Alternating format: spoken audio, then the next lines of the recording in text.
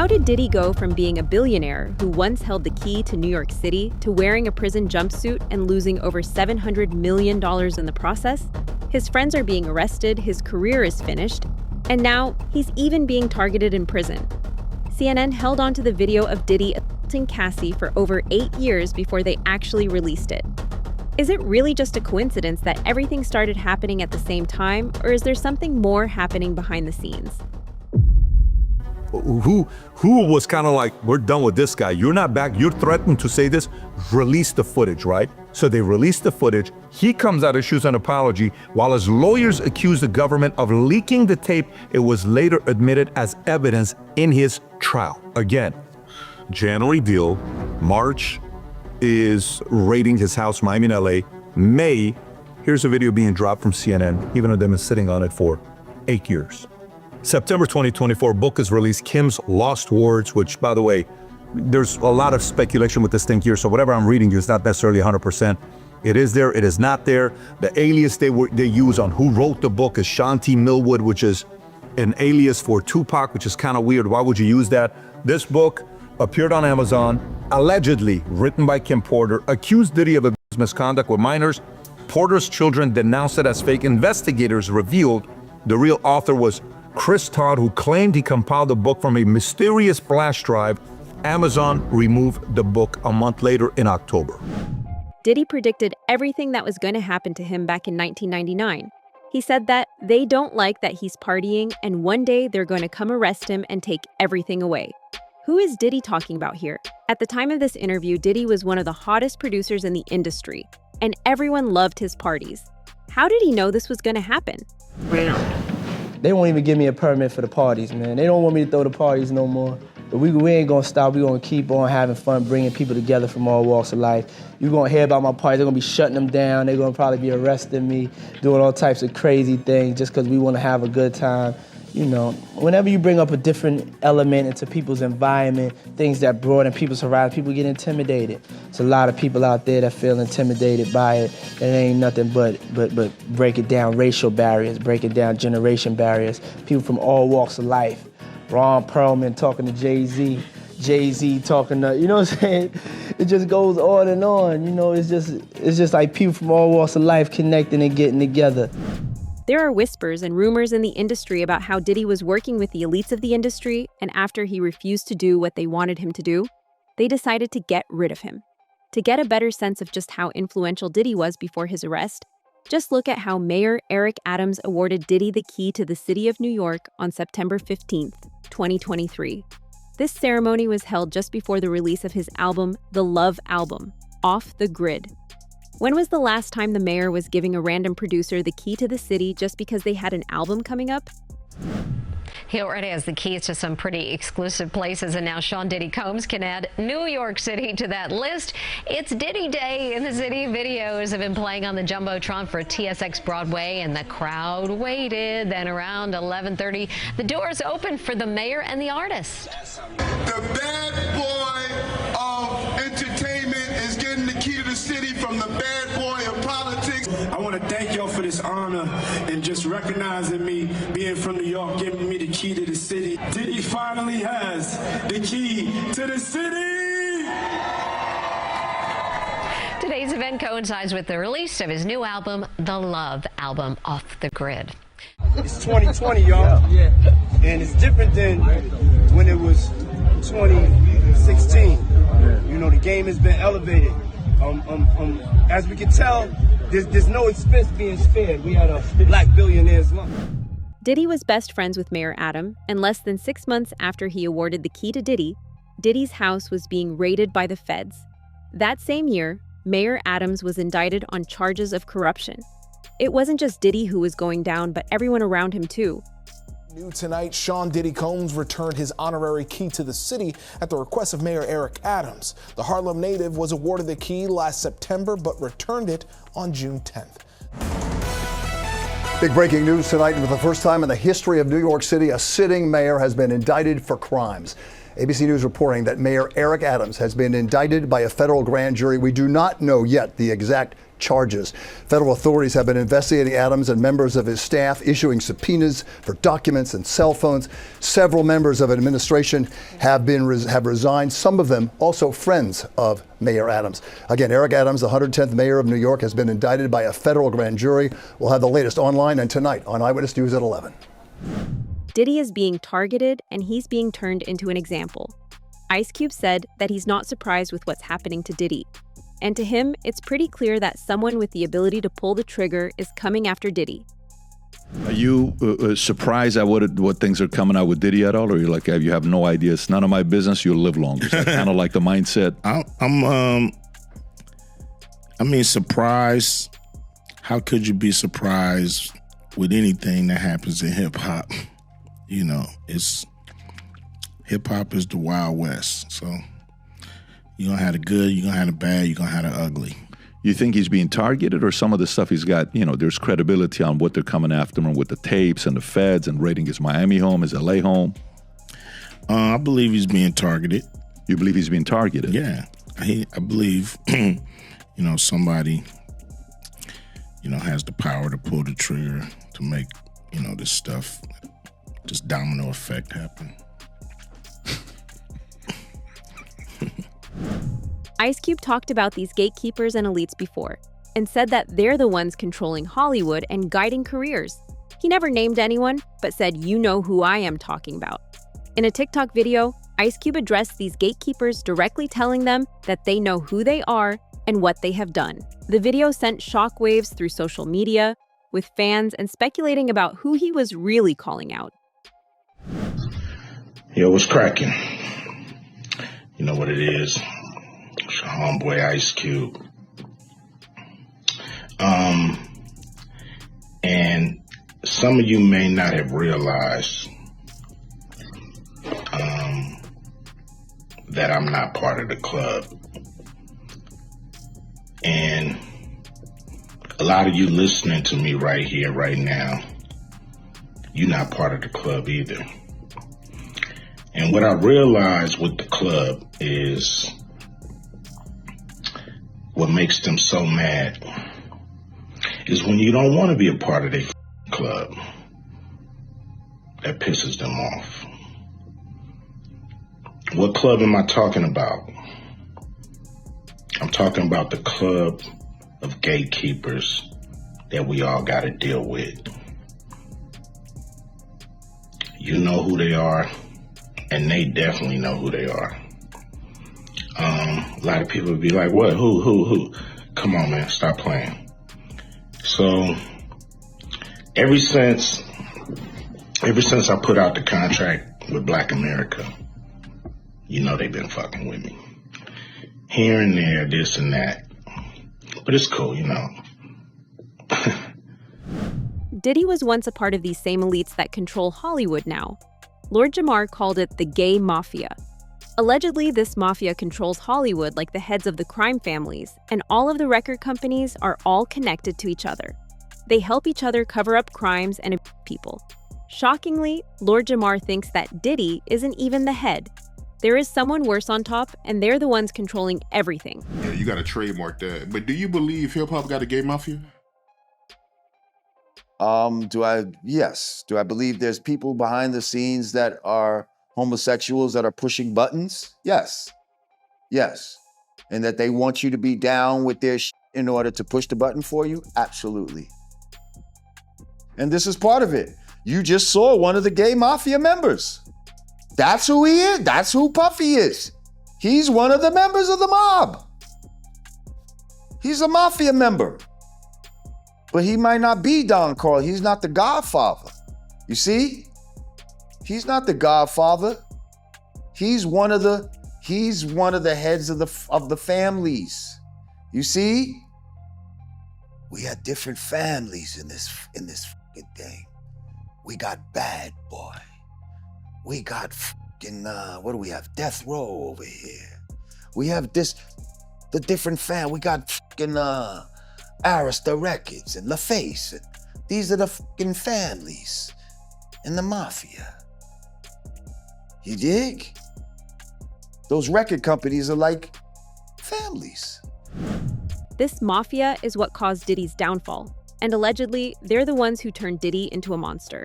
Diddy's ex-bodyguard Gene Deal said that Diddy wasn't always like this, and it was actually grooming within the industry that made him the criminal he is today. Over time, the parties, the power, and the promises changed him completely. What started as ambition turned into an obsession, and that grooming within the industry allegedly pushed him down the path that would ultimately destroy him. When they get down to all the facts and all what happened, he may belong in jail, bruh. And that's not my doing. That's not Cassie doing. That's his doing and his learned behavior from the people that mentored him. You gotta realize, man, he learned from Andre Harrell. He learned from Russell Simmons. He learned from Clyde Davis. You understand? When those people are telling you that they were heavy into the drugs, they was heavy into beating women and doing things at that age, at that crazy stage, that's gonna make him think that he could get away with the same thing that they was getting away with back then. You understand? The things that he was saying, you know, the touchy-feely between two men and all that stuff like that, man. All that, he learned that from them dudes. When I told y'all the story, when me and my man went up to Russell Simmons and he had a house and he had a man in bikini drawers in his bedroom, in his bed. You understand? Bruh, this is that he learned. I'm assuming he learned it from them. Let me put that. And I'm not gonna say alleged because I saw that for my own self. My man was with me, Slick was with me, and we saw that for our own self. You understand what I'm saying? Diddy was working with these elites, but he wanted more. Diddy sued the same company that turned him into a billionaire and asked for more money. They settled out of court, but less than 4 months later, Diddy and everyone around him is being sued. At one point, Diddy had over 30 lawsuits that named him and his children too. Suge Knight said that while Diddy was in prison, he was probably having a conversation with these same people asking to be let go. You gotta realize one thing. That boy life is dangerous. His life isn't, and he's just not dangerous with the shit they said he was doing, but he's in danger. He know too much. One thing you gotta realize is he probably having a conversation right now with the higher ups and everybody else to figure out how it's gonna work itself out, because he know all the secrets. And if he get to running his mouth, it could be a bad look. I look at it like the most important thing is the industry need to be built over. You have all these executives because somebody was their father, their grandfather, or all these type of stuff, and they don't give people the opportunity to grow and learn. I know when I first started in this business, it wasn't a machine. I had to be the machine. I had to figure out how to get my songs on the radio, because at that time they was getting 5% and they got 10%. They was popping champagne bottles. I went from 95% of the songs you hear on the radio was my songs into 97%. So you had to really do all this thing and really do the work. They were part of the same secret circle, the same so-called mafia that controlled every move behind the scenes. Charlemagne even pointed out that if Diddy had real friends, they would have stopped him long before things went this far. But in that world, loyalty doesn't exist, only power, fear, and silence. This is how I really feel, right? Other than him just being a freak. I don't know how you get in that position and do all of this wild. It just leads me to believe you don't have no real friends around you. Well, because if you're worth $1 billion and you're the guy that has all of these different people employed, like literally you're the reason all of this stuff is happening. All of these people have jobs. You mean to tell me not one person says, bro, you got to stop around with all these drugs. Bro, you got to stop around with all this alcohol. Bruh, you need to stop around with all these girls. Bruh, stop it with the prostitutes. Why do you have guns in the house with the serial number scratched off? Like nobody, not one person comes around and says, what the f*** are you doing? Back in 2007, Diddy struck a deal with liquor giant Diageo to promote Ciroc vodka. This deal made Diddy over $400 million, and it was the reason he became a billionaire in the first place. Allegedly, Diddy wanted to cut Diageo out of the deal and take over Ciroc. But that's when Diageo cut him off completely. Months later, Diddy is being sued. Was all of it just a coincidence? Okay, so let's go look at the Ciroc deal, what happened. So Diddy in 2007 does the Ciroc deal, which is a partnership with Diageo to revive Ciroc vodka, taking a 50-50 profit sharing role rather than the standard endorsement. As brand manager and CMO, he elevated the brand from 40,000 to over 2 million cases a year, making it a premium product. Now keep in mind, if you don't know who Diageo is, Diageo owns everybody. Johnny Walker, Crown Royal, Smirnoff, Kettle One, Don Julio, Casamigos, Captain Morgan, Bailey Irish Cream, Guinness. They own all these companies. So Ciroc, hey, this is big. We're bringing Diddy and he's going to take it from 40,000 to 2 million. Profitable. This is great. Let's make some money together. 2013, De Leon Tequila co-ownership. Diddy and Diageo jointly acquired De Leon Tequila, making it a deeper investment relationship. May of 2023, Diddy sues Diageo. Diddy filed a lawsuit accusing Diageo of neglecting the De Leon brand, racial discrimination, claiming they marketed it as an urban product and failed to treat him as a true business partner. Then in January 2024, they settled out of court. Diageo and Diego settled the dispute out of court. While details still remain sealed, the settlement marked the end of their business relationship. So this is from 2007 till 2024, 17 years. Could they have protected him? I don't know. Their CEO currently today is Deborah Ann Crew. She was a former intelligence officer in the military. Once intelligence officer, forever you're an intelligence officer. Who knows what happened? We don't know the relationship. We're not going to make any accusations. All we know is, could this have been a protection where they were at the parties and they knew things that were taking place and are like, wait, what do you want to do to us? No problem. Boom, drop the bomb. I don't know. All I'm saying is the timing is kind of strange. Maybe even they wanted to kind of be like, look, we know what's about to be dropped on this guy. We want to have nothing to do with you. We're out. Here's some money. You stay quiet. We'll pay you, but we want to get out of here. The only thing that the timing is kind of crazy is January 2024, they settle. 2 months later, remember what we're sitting there doing and minding our own business? And you hear, March of 2024, the feds are raiding Diddy's Miami home and his LA home. For what? So far, Diddy has lost everything. The brand deals, the private jet, the mansions, and now even his passport. His career in hip-hop is effectively over. Sources say he's running out of both time and money, with legal fees draining his fortune and the FBI freezing his assets. Diddy no longer even has access to his own accounts. What makes it worse is that his lavish lifestyle wasn't just a backdrop. It was part of the crime. The same private jets and mansions he flaunted were allegedly used in trafficking. Now, those multi-million-dollar planes sit in FBI custody, just like the man who once owned them. Ms. Combs faces a federal trial and a Justice Department forfeiture action that could cost him his empire. An empire that prosecutors allege was built, at least in part, through a pattern of criminal activity, including alleged trafficking, drug distribution, and violence, all used to advance what they call a racketeering enterprise. In the unsealed indictment, prosecutors outline how his business and personal assets allegedly played a role in carrying out or concealing the crimes. This means any assets connected to the behavior, even indirectly, could be seized, including real estate, companies, vehicles, and aircrafts. Now, his $60 million private jet has reportedly already been sold. The Beverly Hills estate is currently on the market for $61 million. And while Combs still owns his $48 million Miami mansion, a judge denied his request to use it as collateral for bond. And here's what people don't realize.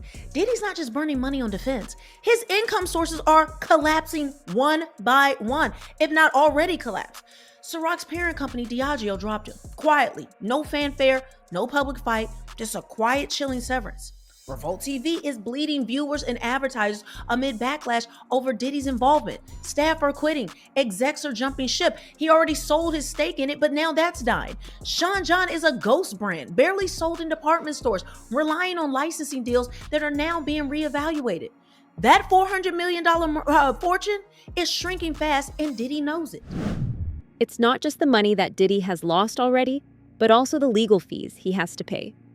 Ex-federal prosecutor Nima Rahmani, founder of West Coast Trial Lawyers, said, "I expect Diddy to spend 8 figures or more than $10 million on defense fees when it's all said and done. Top-tier criminal defense attorneys in complex federal cases charge retainers of $1 million or more. Diddy has a small army of lawyers working on his case. That's expected when his net worth is reportedly $1 billion and his life is on the line. Fox Business Network's Taylor Riggs says Diddy's financial bleeding shows no sign of stopping. All I know is that good attorneys charge a lot per hour. We know that they have a big case ahead of them. They also have a lot of those civil trials. I had a big year this year. His $60 million private jet has already been sold. The snazzy plane, sports cars, mansions from LA to Miami and the Hamptons, $1 million in jewelry and over $20 million in top-of-the-line art, including works by Andy Warhol. That's just a short list of Diddy's physical wealth. But now, with his legal nightmare getting even more frightening, Diddy put his Beverly Hills mansion, that was raided in March, on the market for $61 million. If people don't want to touch anything with your name on it, you have to look at other tangible assets that you can sell. The 54-year-old's long legal fight ahead includes over 24 current cases alleging sexual assault, racketeering, sex trafficking. Diddy has vehemently denied all the charges and accusations against him. Diddy was working with the feds for years, and that's the only reason he was able to get away with such a short sentence. These elites wanted to teach Diddy a lesson and show him just how powerful they are. Diddy was facing life in prison, but he got away with just 4 years behind bars. Diddy thought he was part of their inner circle, but in reality, he was just another pawn in their game. But that's always a great day for the family. Overall, though, it's not surprising. You know, we do all know one thing, like I said before, Puffy has strong ties with the government, with the feds, and anybody else would have been cooked, done. I mean, that's the first time in history that a person is going to get sentenced and they can actually put on a campaign like they're running for the president of the United States, where they can show videos and pretty much everything. Only thing I was waiting on was the fact that I was waiting on him to bring out the DJ and start playing music and let him do what he do best, dance and shake that ass and end up with no time. And the other side of it is that, well, the sad side of it is that I couldn't believe that not one of his baby mothers came in to support him or testify. And I was surprised by that because that shows a lot about the character. I still think it's fair that Puffy got less time because the other people who was involved in this case, other executives, other people, they didn't get punished at all. They walked away untouched. So in society, it's a fair side and it's a bullshit side. Now that Diddy has learned his lesson, his prison time is being reduced, and he's being let go. Diddy is expected to serve his sentence at Fort Dix.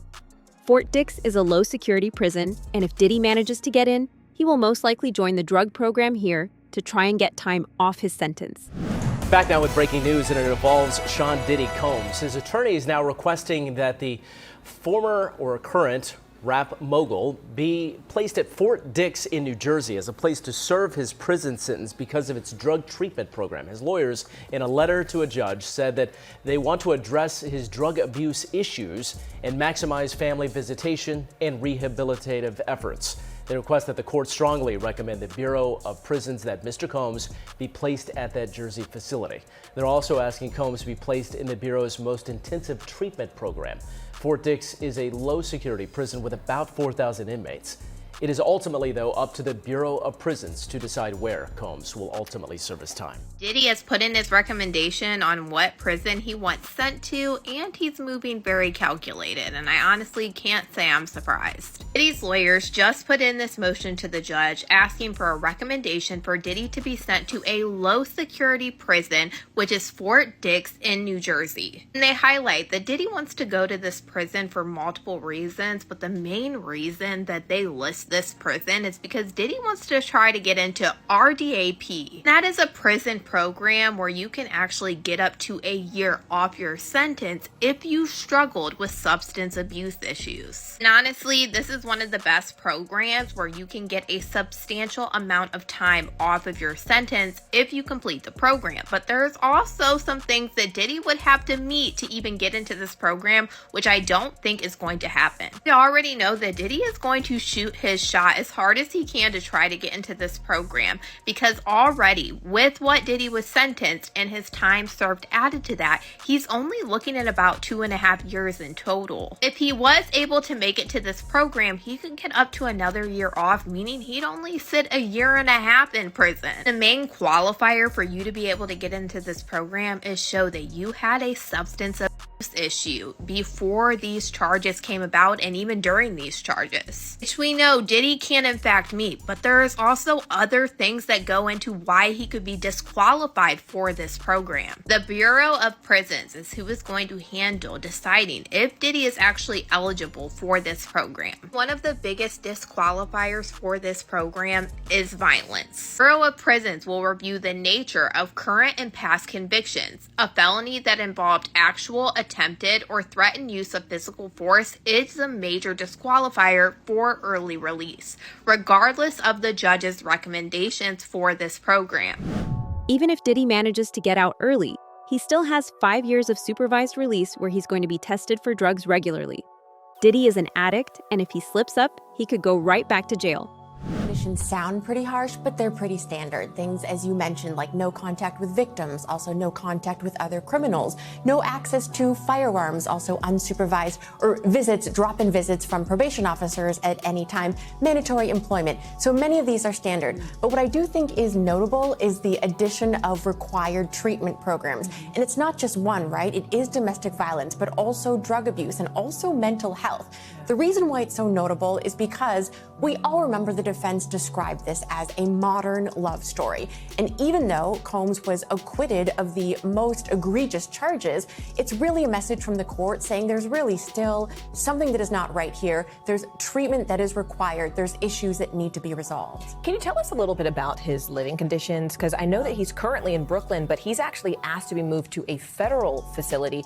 Why? What would that do to his living conditions? Okay, so very specifically, he's requesting to be moved to Fort Dix, to a low security prison. So that would very much ameliorate, improve his living conditions from where he is in Brooklyn. So this low security prison is more like a dorm-like setting and also has a specific drug abuse treatment program that he's requesting to be a part of. And sometimes people who go through this program successfully can get time off at the end. Mm-hmm. Well, Angela, we also know that Diddy is going to be required to work 30 hours a week upon his release. Do we know if that's like, he can just do whatever he wants? He's the owner, obviously, of a company, CEO, or is this something that the state or the courts are going to mandate? So this is interesting. It is pretty standard, and the legal language is work conscientiously at suitable employment. So that doesn't mean that the government can tell him what job to do, but it does mean that the probation officer can veto what he chooses. And the real point here is access and rehabilitation and not a lot of free time, requiring structure. So given that his employment is generally self-employment and a lot of free time, it's not clear here how the probation officer will respond to that, what sort of restrictions they will put. But yeah, the probation officer can say, this is not okay, too much free time on your hands. Diddy wants to get away with everything and not have to go to prison at all. Believe it or not, but even this could happen now. 3 days after Diddy's sentencing, President Donald Trump confirmed that Diddy's team had reached out to him for a pardon. Diddy's lawyers have also confirmed that they are trying to get his case dismissed. Just 3 days after Diddy was sentenced to over 4 years in prison on prosecution charges, President Donald Trump seems to confirm he's heard from the mogul's legal team. The comments coming Monday from the Oval Office as reporters asked about a pardon for Jeffrey Epstein's accomplice, Ghislaine Maxwell, who's serving 20 years for child trafficking. I wouldn't consider it or not consider it. I don't know anything about it. So, but I'll speak. I will speak to the DOJ. Why would she be a candidate for clemency, sir? I don't know. I mean, I'd have to speak to the DOJ. I'll look at it. I have a lot of people have asked me for pardons. I call him Puff Daddy has asked me for a pardon. I love Diddy. You know, he's a good friend of mine. He's a good guy. I think he's a good guy. I'm going to stick up for him.